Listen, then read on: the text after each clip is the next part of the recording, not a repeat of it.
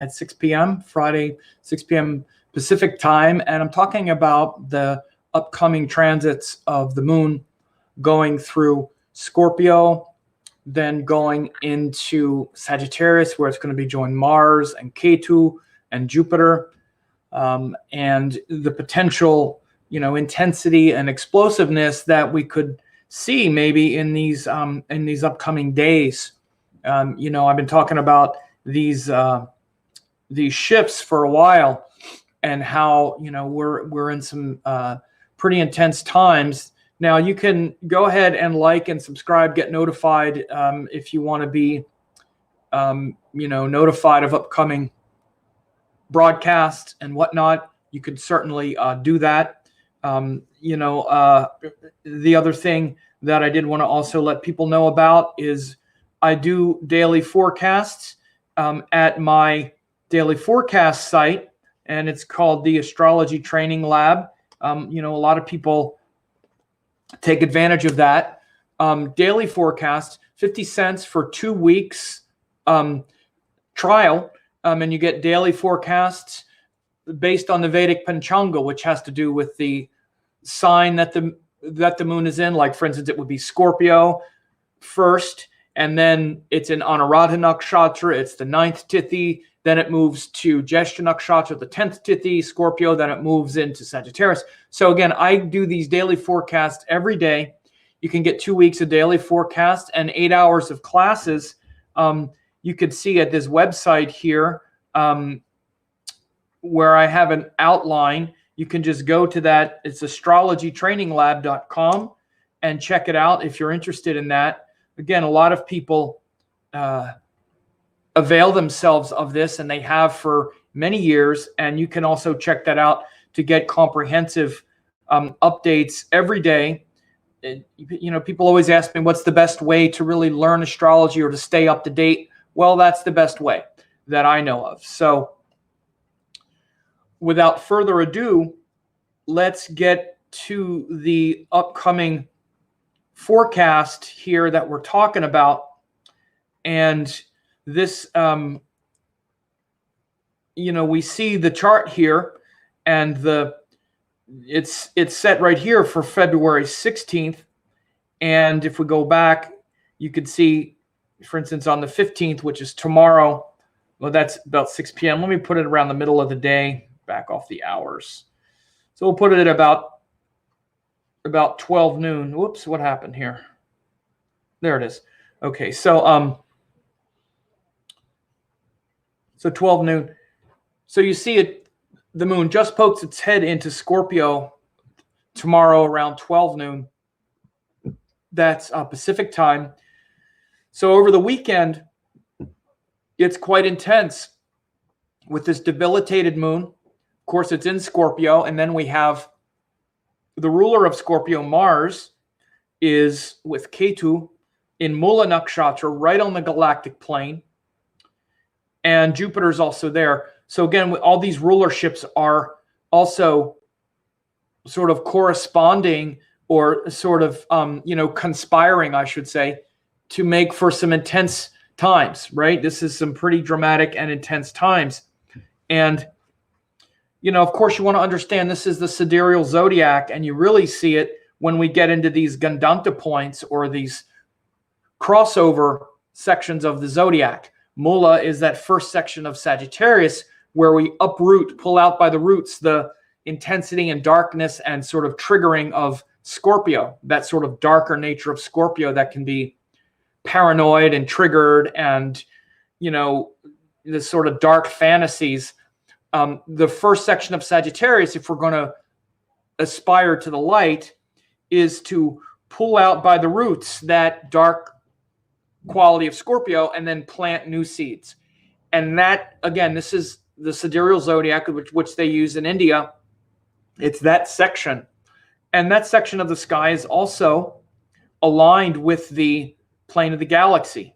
This is where the galactic plane runs, is this section of Mula. Especially, Mars is right on the plane of the galaxy, because the plane of the galaxy runs at about 6 degrees of Sagittarius. Mars is like 5 degrees. So it's right on the plane of the galaxy. So we can see starting over the weekend with the moon there in Scorpio that it's going to be in its debilitated sign. So again, in your personal life and in your mind, you might feel quite triggered. You might feel reactive, emotionally reactive. Again, paranoid, it's not a judgment. It's just a state of mind where we project a lot of imagined fears and get agitated and aggravated and defensive and angry and lash out over things that maybe aren't a problem at all. Like, we might see something that we don't like or whatever and get sort of triggered by it. And then we can be like very emotionally aggressive about it. This is one of the difficult qualities of Scorpio, is rather than being more relaxed about things that we weren't expecting. Again, life is always throwing us curveballs and things that are unexpected. And when something is unexpected, Scorpio, at least the negative quality of Scorpio can be to get to project the most negative, dark, sinister possibility.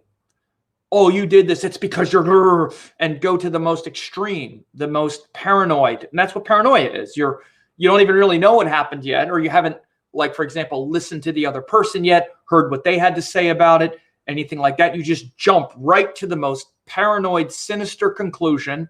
And then you become judge, jury, executioner all at once and just vent at the other person. Again, this is just the negative Scorpio quality. Again, I'm not saying all Scorpios are like that or that's the only possibility. I'm just saying that's the dark potential there.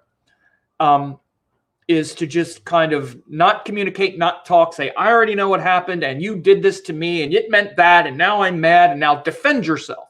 Defend yourself against my accusation, right? And again, it's like all at once, 0 to 100, and you might be totally wrong. It might be completely wrong. Like you just went totally overboard. And the trigger with Scorpio is, again, our imagined fears, something unexpected.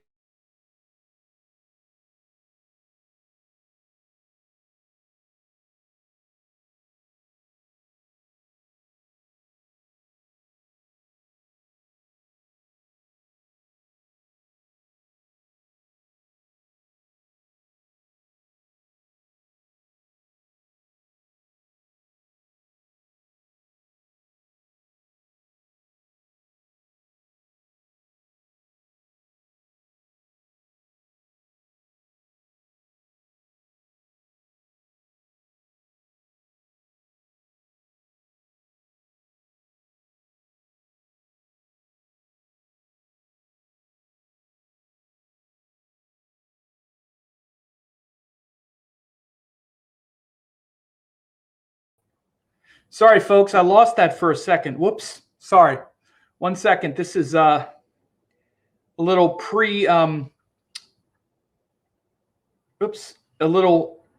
pre-Mercury retrograde weirdness.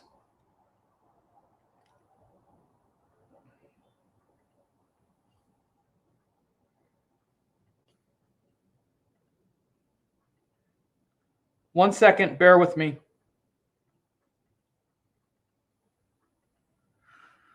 Okay, sorry about that. So a little pre-Mercury retrograde weirdness. So again, like I was saying, is that we have this one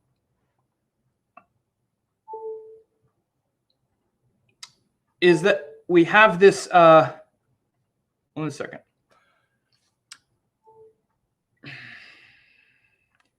All right, so I think everything is good now. So we have this this is the thing about Scorpio, is that it can bring this kind of negative quality to when something comes that we're not expecting, it can bring this negativity.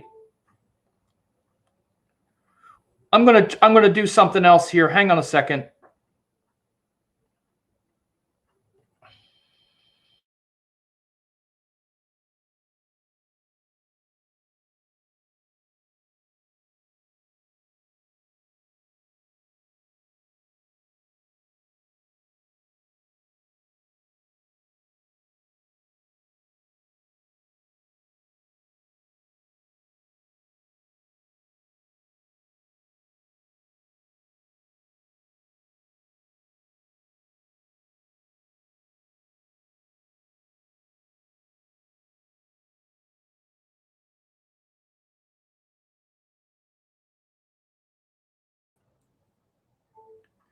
Okay, so I think we got it back now.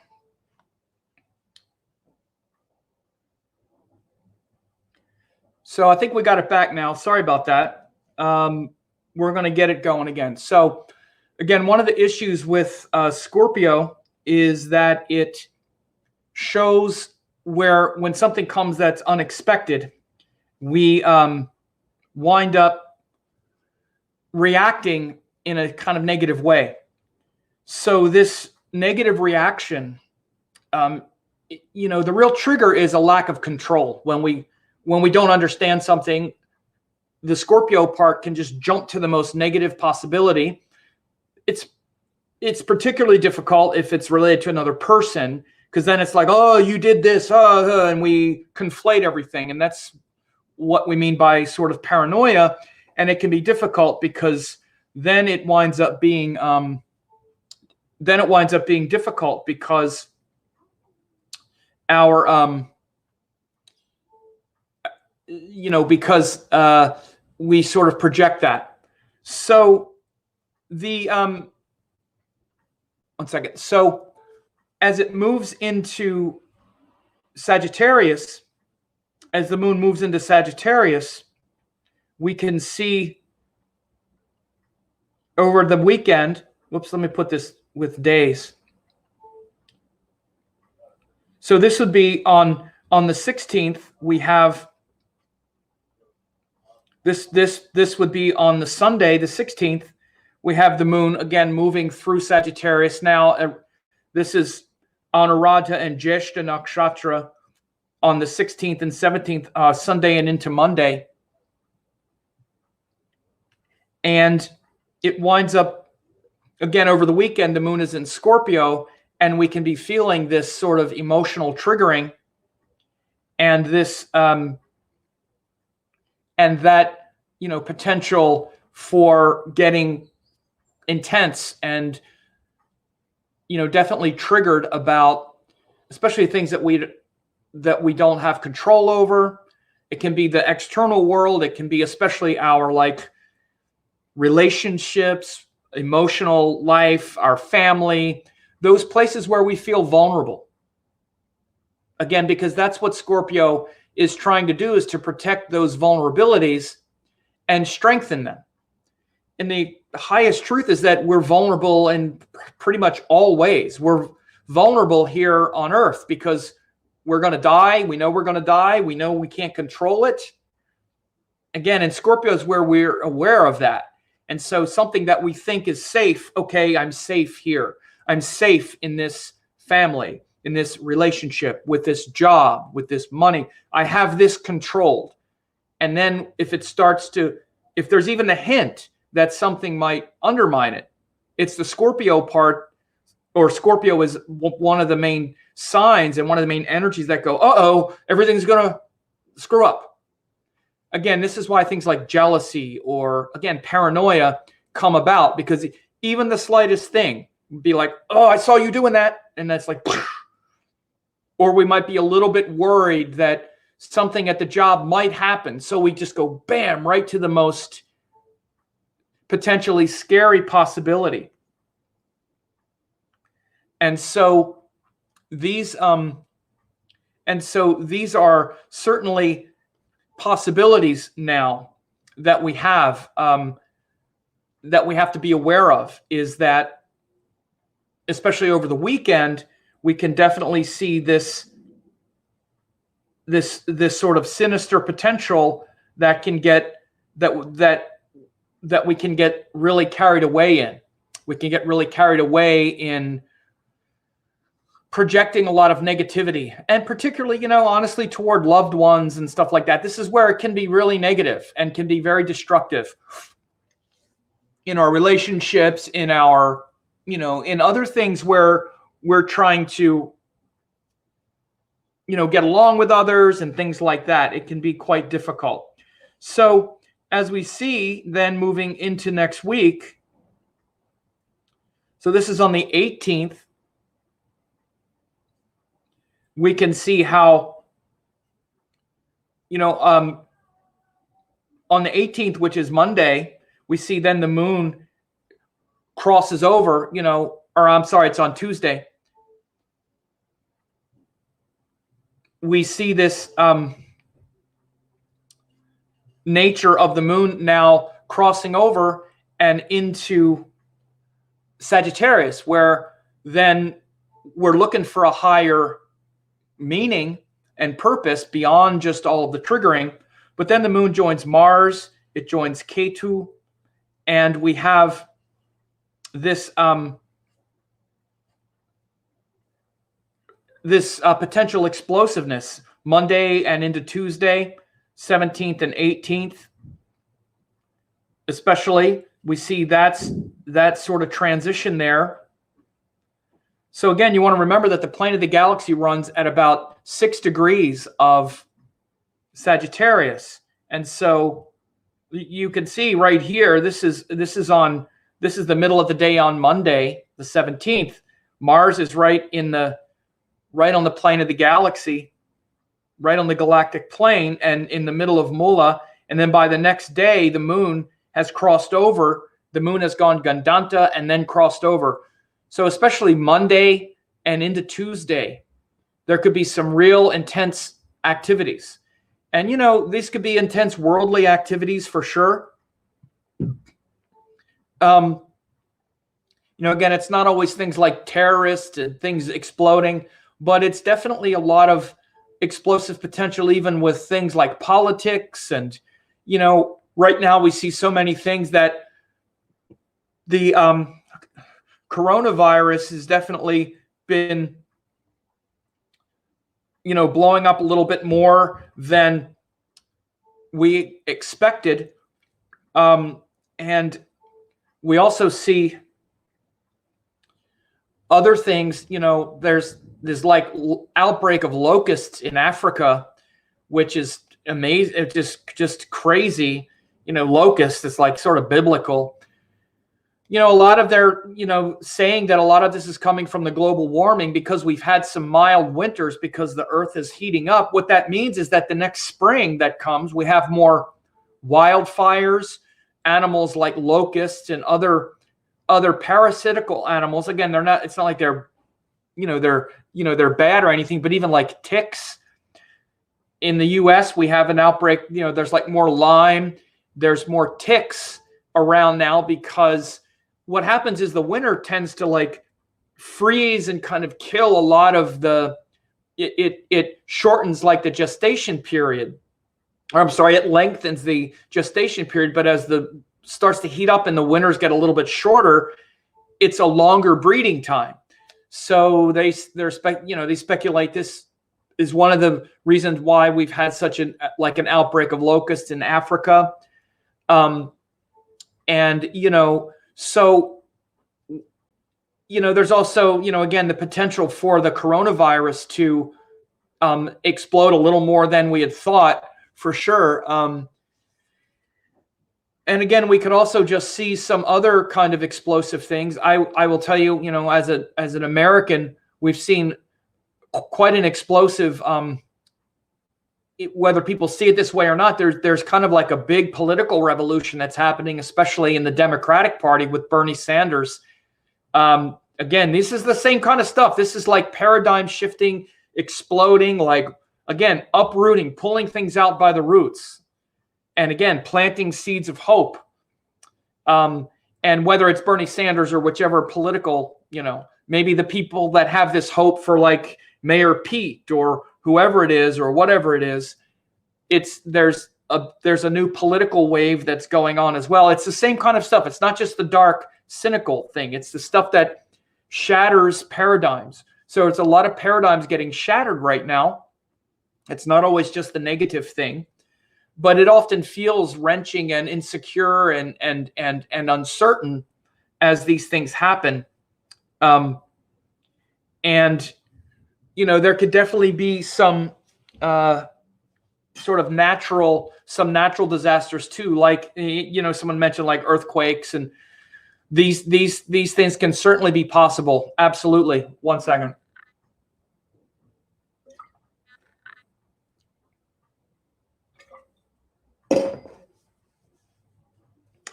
And so as we see, one second. So then we see like on the 19th, then the moon goes through and finishes the transit through Sagittarius. So that's on like Wednesday. And so between now, as I record this on Friday night with the moon, the moon is now here at the end of Libra. By this time tomorrow, if we go forward a couple hours, by this time tomorrow, 6, 7, 8 o'clock, the moon is already past in early Scorpio. Then we have this weekend of the moon in Scorpio into early Monday, where it then goes into Sagittarius, and we're going to pass through this. So especially this weekend and then Monday into Tuesday, very intense times. We could see some very transformational shifts. Yeah, people are also talking about, there was a major ice, major breakage of the ice in the Antarctic yesterday as well. We saw a major ice, a major glacier, what's called calve, which is, sort of break off. We can see there's a lot of this heating up. This warming, this global warming is real stuff. And we're seeing a lot of the effects of it, the weather. I don't know if the coronavirus has anything to do with that sort of thing, but they're almost, what I've seen, a couple scientists have definitely come out and stated how, particularly like the outbreak of locusts in Africa, a lot of it is probably due to the warming. And it's also been the same with the rise, in the US, we have what's called a deer tick problem, which creates things like Lyme disease and stuff. It used to be that you had ticks in, like in the height of the summer. Now the tick season is like 6 months. It's like half the year. The tick season used to be like 3 months because we would have a long, cold winter that would reset things. Now the winter, at least the deep freeze in the winter is much shorter. So these animals like locusts and ticks and other insects that hibernate in the winter or who go underground, they come out much earlier and they stay much later now because of the because of the global warming. So again, these are all things that are possible right now, or things that we're seeing. So if people have some questions, you could ask some questions here. I hope this transmission is okay. It still seems a little weird from my end, but hopefully it's all right from your end. Just getting all kinds of buzzings and stuff like that, which I don't really feel like hearing. And weird, definitely pre-Mercury retrograde stuff going on today with the forecast, with this. So if you have questions, you can ask them. But this is the main thing I wanted to talk about, is I've been mentioning this. You can go back and look in the February forecast. I talked about this weekend or this shift for a while now. And so we're in it. So I'm staying up on it. And again, one of the things to really notice is, again, it's also just a very good lesson in the sidereal astrology. And again, I don't just reinforce this because, other people say other things, but this shows you the absolute wisdom of the Indians being connected to the sky. Everything in Indian culture was connected and pinned to the sidereal sky. In fact, it wasn't even called sidereal. Sidereal is a Greek term, which means from the stars. They had two ways of measuring it. There was Nirayana chakra and Sayana chakra. And there were two different things. The Nirayana chakra was the wheel without the solstice, which means the solstice wheel is connected to the calendar, because literally solstice, the year, all of that was connected to the calendar, not to the sky. They're different things. And then the Nirayana chakra is connected to the sky, which is everything that's coming down to us. So we're going around the sun, which is making seasons, but then then we're looking at all these planets and all these bodies and measuring all of this with the sky.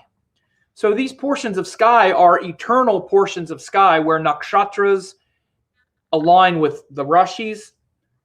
And you see just the absolute precision and wisdom of these sections of the sky.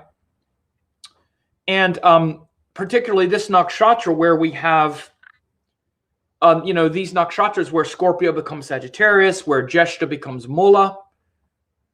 And again, I will just alert you again, particularly from, Sunday into Monday, as we see, oops, let me push this forward. So you can see here, let me just go back like hours. This is the middle of the day on Monday. That's what it was. Like around the middle of the day on Monday, we see this Gandanta. The moon passes through the Gandanta point. So the middle of the day, Monday and into Monday night, you have the moon going through this Gandanta, and then it passes over Mars right at the plane of the galaxy. You watch and see Monday night, Tuesday, we could see some very transformative things that happen.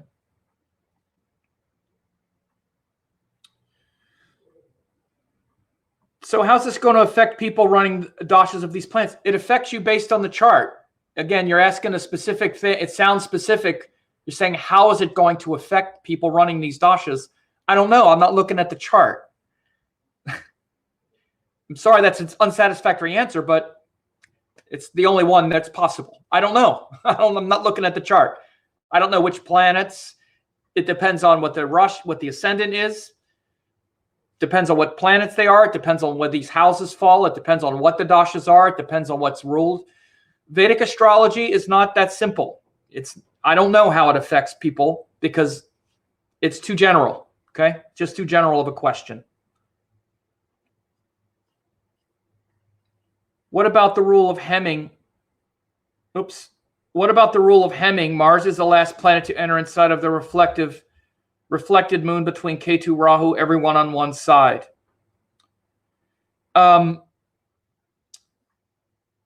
So when you're talking about hemming, I think you're talking about Kalasarpa yoga, not hemming. Hemming is different, but you're talking about we have all the planets between Ketu and Rahu here, or between Rahu and Ketu.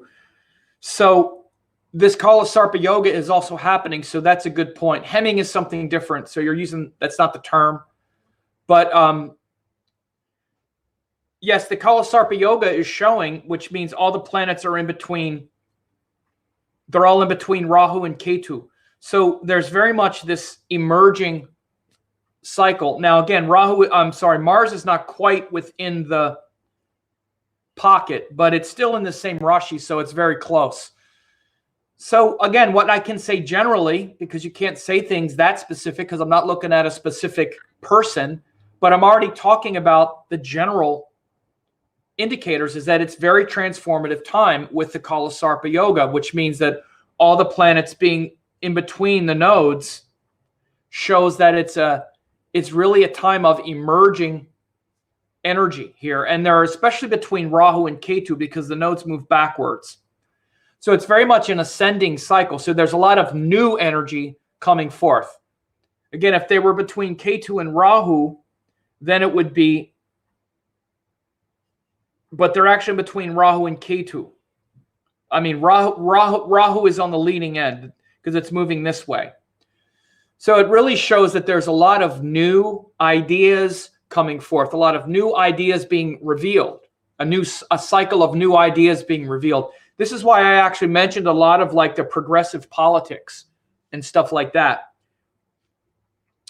This is why I'm mentioning a lot of the progressive politics that is really emerging right now. And we're really closing the door or seeing. The other thing that's getting very revealed right now is we're seeing, I'm just going to state it again, if there are Trump fans here, I'm sorry, but I'm going to be honest. We're just seeing all of the insane corruption in the Justice Department. We have an attorney general that's literally like the president's personal lawyer. using the Justice Department to the benefit of Trump's personal friends. And just, we've never seen this kind of corruption, even Nixon, nothing like this before. And this is the old, dying, dead paradigm that we can see. We're seeing it. This is one of the reasons why I said even a couple months ago that I did not agree with the idea that, oh, you shouldn't open the impeachment because they're never going to do it in the Senate. They're never going to follow through. That's not why you do it. You do it because the truth comes out. And since it happened, we're seeing the truth. We're seeing the truth. We're seeing that one side is just totally out to protect the president and the status quo. And now we see what the result of that is. What he said he learned was that I can do whatever the hell I want. And now he's doing it right in public, right in front of us all. And we're seeing that truth. And I'm glad we're seeing the truth. I'm glad we're seeing it. That's what we should have seen. And that's why you always follow the truth. Again, the reason that I was always frustrated, and some people didn't like when I would say it because they wanted me to be on Team Democrat. I've told you 1,000 times I'm not. It's all corrupt. But the Democrats, if you want to just get political for a second, they were going through so much political calculus to the detriment of the truth. Well, it's going to help them in 2020 or whatever all that is. That's not the point. The point is you always follow the truth because then you see the truth. And now we're seeing the truth in the aftermath. And the truth is, look at the just unaccountability that's there. And so this is really shown by this part of the equation where this Rahu is the emergent energy. This is why Rahu is always the emerging end of the node. Again, you can go back to things I've been saying since Rahu went into Gemini in March. I said we're going to see the truth. We're going to see the crap revealed. We're going to see people stuck in their ideological bubbles, and Rahu and Gemini is going to be bringing out the truth. We're going to see the wisdom. We're going to see the data. We're going to get the evidence, and we're all going to see it. So we need to see it, and we're seeing it. And so this is why I'm also saying and seeing and pointing out here that a lot of this emergent energy right now is shown in the progressive politics as well. And again, we're also seeing how the establishment is so afraid of that, because we're also going to be seeing over time, for example, like with the Bernie Sanders progressive wing, that really, again, this whole thing around socialism or whatever, Bernie Sanders would have just been a Democrat 30 years ago. Now, because our country has gone so far to the right, it's so right wing. Even the Democrats are so right wing. Bernie Sanders looks like a communist. He would have just been a Democrat 30 years ago. But we're seeing the absolute, horror and panic in the Democratic establishment because, oh my God, somebody who's really going to try to end corruption and get money out and do this stuff for the people. He's a communist, right? So anyway, I don't want to get too political because it gets people all riled up. But regardless, we're seeing it. We're seeing the truth. And, maybe you think we're seeing how Trump is ending corruption or something. Looks like people are making that sort of comment. Okay, fine. That's your view. So it's a new paradigm coming, not a doubling down on the old paradigm because of Rahu. So good question there about the Kalasarpa Yoga, though. That's called Kalasarpa Yoga and not hemming. Hemming is a different thing. So,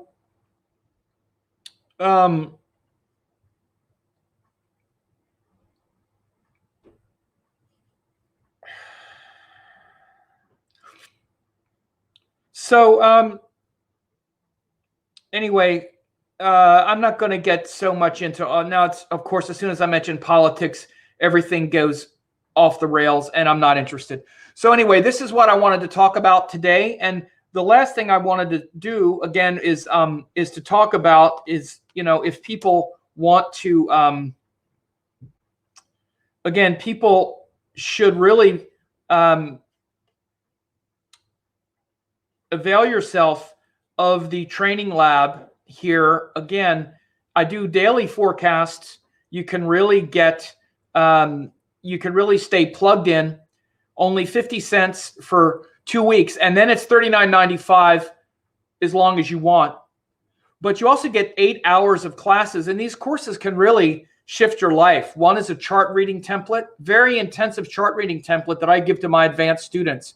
Literally can show you how to read your chart. You just like plug in keywords into the template. I show you how to do it. It's like an hour-long video. Show you how to do that. The next is 3 courses that I taught years ago, 4 hours of courses on foundation of astrology. Spirit takes form. How does astrology actually work? Why are the planets seen as gods? How are you and everything in creation? A microcosm of divine genius. All these questions are answered. What is really happening? Unless you understand yourself on this cosmic level, you're not really, you don't know why you're here. And this is why you suffer. And then the deeper meaning of planet signs and houses, to build on the first video. I assess how planets express their feeling nature through the signs, and how the signs produce certain things through houses once we have an ascendant. And then I organize the information, intense look at focusing and synthesizing important parts of the chart. I do an in-depth case study of Angelina Jolie, her personality profile, things like that. Again, these are all, basically free, 50 cents. And then there's also quantum Vedic astrology, which takes and shows you how Vedic astrology is connected to the science of the mind, neuroscience, and also quantum physics. If you don't understand how the wave collapses into the particle and the quantum reality that you're creating based on your mind and karma, this will show you. So again, it's only 14 days for 50 cents, then $39.95 afterwards for as long as you want. So again, I have people that get these courses and wind up being, a member for years. So you can get that as well if you like. So anyway, I hope this was helpful for people to hear. And Ketu Wonder says, I love the quantum video. Yeah, these things are really, people ask me all the time about, well, do I have a recommendation? Where should I start studying? I'm so interested. Where do I start? And I put forth this thing for 50 cents of like these trainings. It's like literally 8 hours of professional training. They're literally worth hundreds of dollars that people have paid. And then 14 days of daily forecasts. So again, if you're really interested, if you're not, and you can't, if you're really interested and you can't spend 50 cents, I don't think you're really that interested, frankly. And that's fine. But again, I mention this now in these hangouts because there are people that are really interested, and I think you should be interested. You should understand who you are and why you're here. And I do my best to try to make it easy for people to at least try to get a, try to get a foothold into it and an entry point. So if that works, you can check that out as well. So if not, share this with others, and I'm glad people showed up, and I hope you have a great weekend.